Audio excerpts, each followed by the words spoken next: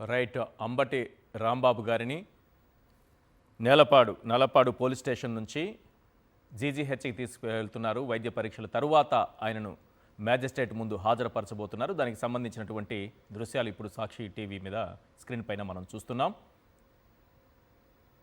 అంబటి రాంబాబు గారిని నిన్న రాత్రి సమయంలో అదుపులోకి తీసుకున్నటువంటి పోలీసులు ఆయనను నల్లపాడు పోలీస్ స్టేషన్కి తరలించారు. మరి కాసేపట్లో వైద్య పరీక్షలు నిర్వహించిన తరువాత మ్యాజిస్ట్రేట్ ముందు హాజరుపరచబోతున్నారు.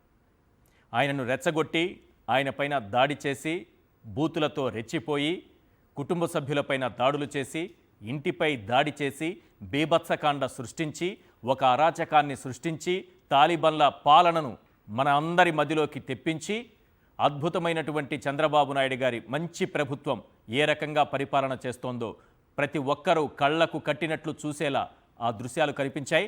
ఈ అద్భుతమైనటువంటి దృశ్యాలను చంద్రబాబు నాయుడు గారు, లోకేష్ గారు ఈ రాష్ట్ర ప్రజలకు చూపించగలిగారు. కానీ వాళ్ళు చేస్తున్నటువంటి అన్యాయాలను, దుర్మార్గాలను, లడ్డూలకు జంతువుల కొవ్వు పూసి పాపం చేశారన్న విషయాన్ని ప్రపంచానికి చెప్పకుండా ఈ ఆరోపణలు మాత్రమే, జంతువుల కొవ్వు అన్నది లడ్డూల్లో చంద్రబాబు నాయుడు గారు చేసిన కుట్ర ఆరోపణ అని వైఎస్ఆర్సీపీ నాయకులు ఎక్కడా కూడా బయట ప్రపంచానికి చెప్పకూడదట. సిబిఐ రిపోర్ట్లో ఉన్న విషయాన్ని కూడా బయట పెట్టకూడదట.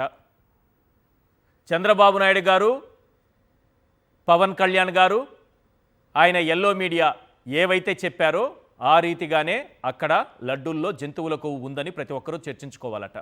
అలా కాదని, కూడదని ఎవరైనా మాట్లాడితే దేవాలయాలకు వెళ్ళి పూజలు చేస్తే వారిని ఈ విధంగా శిక్షిస్తారు.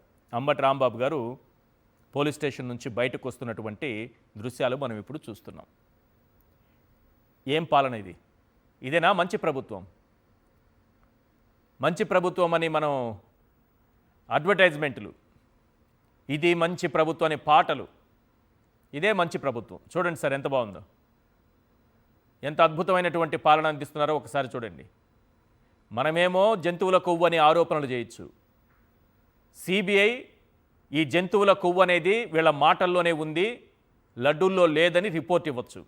ఇచ్చినటువంటి రిపోర్టు పైన అయ్యా ఇది నిజం, చంద్రబాబు నాయుడు గారు చేసిన ఆరోపణలు అబద్ధం, రాజకీయ అవసరాల కోసం దేవదేవుణ్ణే వాడుకున్నారు, పవిత్రతను దెబ్బతీశారు, దేవాలయాల్లో పూజలు చేయాలి, సంప్రోక్షణ జరగాలి అని వైఎస్ఆర్సీపీ నాయకులు ఎవరైనా ఆలయాలకు వెళితే వాళ్ళని అడ్డుకొని వాళ్ళపైన దాడి చేసి బూతులతో రెచ్చిపోయి ట్రైనింగ్ పొందినటువంటి మహిళల్ని వాళ్ళపైకి పంపించి వాళ్ళను రెచ్చగొట్టి తిరిగి ఎవరైనా సరే రియాక్ట్ అయి ఒక్క మాట ఏదైనా అంటే మాత్రం వెంటనే వాళ్ళపైన ఏ విధంగా దాడులు చేస్తారనేది ఇదంతా పక్కా ప్లాన్తో లడ్డూల్లో జంతువుల కొవ్వు ఇష్యూని డైవర్ట్ చేయడానికి జరిగినటువంటి కరకట్ట కుట్ర.